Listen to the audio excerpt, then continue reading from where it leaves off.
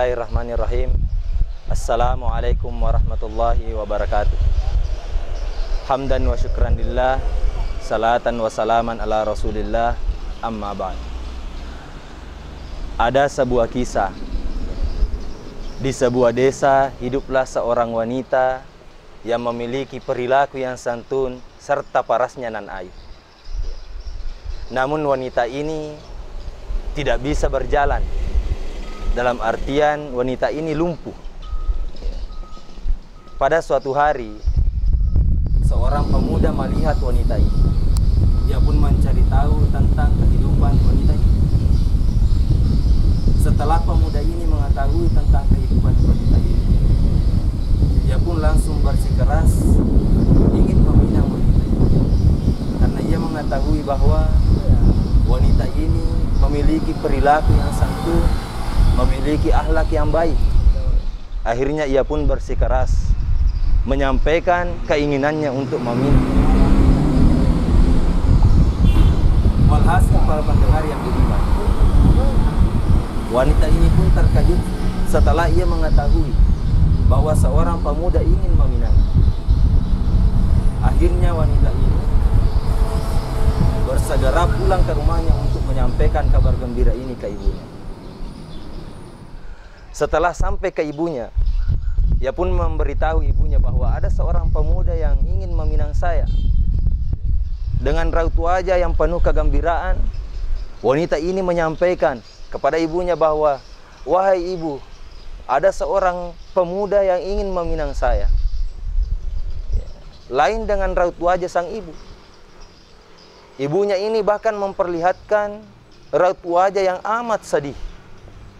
Ia sedih mendengarkan berita gembira yang disampaikan kepada anaknya. Sehingga ibunya menyampaikan kepada anaknya bahwa, "Wahai anakku, sudahkah engkau menyampaikan kepada pemuda itu bahwa engkau lumpuh?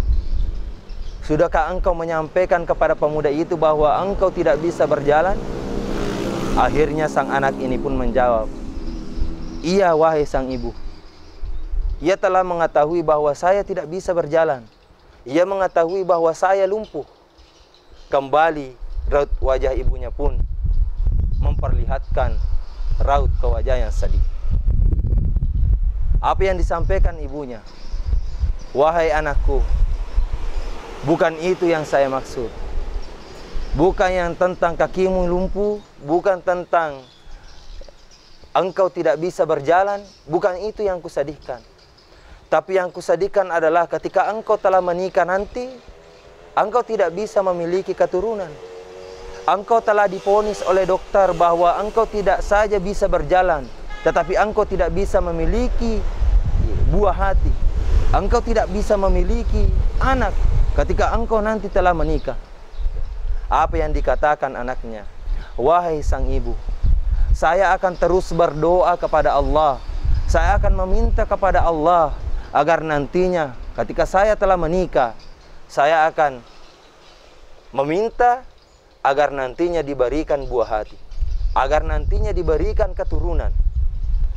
Akhirnya sang ibu pun menjawab, "Wahai anakku, lebih baik engkau berterus terang kepada pemuda itu." Walhasil, anak itu pun menyampaikan kepada pemuda itu.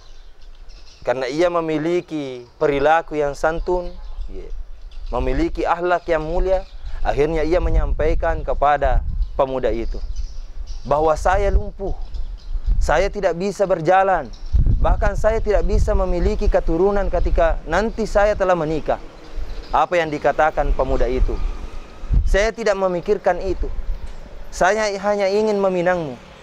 Saya hanya ingin menjadikanmu sebagai istri. Saya hanya ingin menjadikanmu bagian dari rumah tangga saya." Walhasil, karena pemuda ini bersikeras, akhirnya ia pun melangsungkan pernikahan. Setelah ia menikah, akhirnya pemudi ini berdoa kepada Allah, terus bermunajat kepada Allah. Ia berkata, "Ya Allah, Engkau telah mencegahku dari perkara di dunia ini untuk berjalan. Saya tidak bisa kemana-mana. Apakah Engkau akan mencegah mencegahku juga dalam hal memiliki keturunan? Apakah engkau mencegahku untuk memiliki buah hati? Ia terus berdoa kepada Allah. Ia tidak pernah berhenti berdoa kepada Allah karena ketakunannya. 14 tahun kemudian akhirnya Allah pun menjawab, Allah pun mengabulkan doanya tersebut. Sehingga ketika ia hamil dan melahirkan, ia langsung melahirkan 3 buah hati sekaligus. Apa hikmah dari pesan ini, jamaah yang dimuliakan Allah? Yang pertama adalah berterus teranglah. Karena berterus terang itu sangat baik. Karena lebih baik jujur atas kebohongan daripada dusta karena kebohongan.